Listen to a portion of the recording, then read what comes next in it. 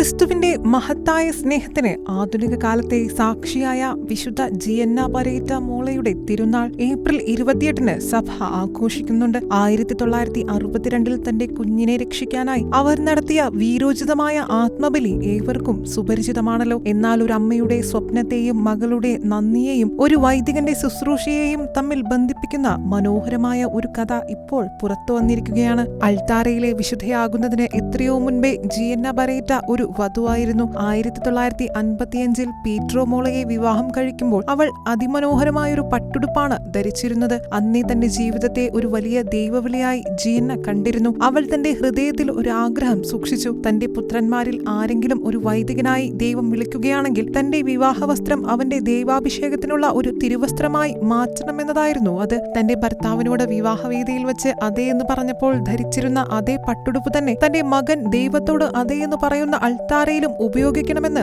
അവൾ ആഗ്രഹിച്ചു. ആ ആഗ്രഹത്തിന്റെ ചൈതന്യം ഒരിക്കലും നഷ്ടപ്പെട്ടില്ല. വിവാഹ ജീവിതവും പൗരോഹിത്യവും ഒരേ ആത്മബലിയുടെ രണ്ട് വശങ്ങളാണെന്ന അവളുടെ വിശ്വാസത്തിന്റെ അടയാളമായി അത് നിലകൊണ്ടു. ഈ ആഗ്രഹം ഇന്ന് സഫലമായിരിക്കുന്നത് ഫാദർ എഫ്രേം കുന്നപ്പിള്ളിയുടെ കൈകളിലൂടെയാണ്. വിശുദ്ധ ജിയന്നയെക്കുറിച്ച് പുസ്തകം എഴുതുകയും അവളുടെ കഥ ലോകത്തിനു മുൻപിൽ എത്തിക്കുകയും ചെയ്ത ഒരു വൈദികനാണ് അദ്ദേഹം. വർഷങ്ങളായുള്ള അദ്ദേഹത്തിന്റെ പ്രവർത്തനങ്ങൾ മോള കുടുംബവുമായുള്ള, പ്രത്യേകിച്ച് വിശുദ്ധ ജിയന്ന തന്റെ ജീവൻ നൽകി രക്ഷിച്ച മകൾ ജിയന്ന ഇമ്മാനുവേല മോളയുമായുള്ള ആഴമേറിയ സൗഹൃദമായി വളർന്നു. ഈ ആത്മബന്ധത്തിന് ആദരവായി ജിയന്ന ഇമ്മാനുവേല തന്റെ അമ്മയുടെ വിവാഹ വസ്ത്രത്തിന്റെ തിരുശേഷിപ്പ് കൊണ്ട് നിർമ്മിച്ച ഒരു തിരുവസ്ത്രം ഫാദർ എഫ്രേമിന് സമ്മാനിച്ചു. വിലമതിക്കാനാവാത്ത ഒരു ആത്മീയ സമ്മാനമാണത്. ഒരു വൈദികനെ സംബന്ധിച്ചിടത്തോളം വിശുദ്ധ കുർബാന അർപ്പിക്കുമ്പോൾ ധരിക്കുന്ന തിരുവസ്ത്രം ക്രിസ്തുവിന്റെ നുകമാണ്. ഈ വസ്ത്രം ധരിക്കുമ്പോൾ ഫാദർ എഫ്രേം വഹിക്കുന്നത് വിശുദ്ധ ജിയന്നയുടെ സമർപ്പണത്തിന്റെ ഒരു ഭാഗമാണ്. ഒരു കുടുംബത്തിന് തുടക്കം കുറിച്ച ആ വിവാഹപ്പെട്ട് ഇന്ന് അൾത്താരയിൽ ബലിയർപ്പിക്കുന്ന വൈദികന്റെ വസ്ത്രമായി മാറുന്നു.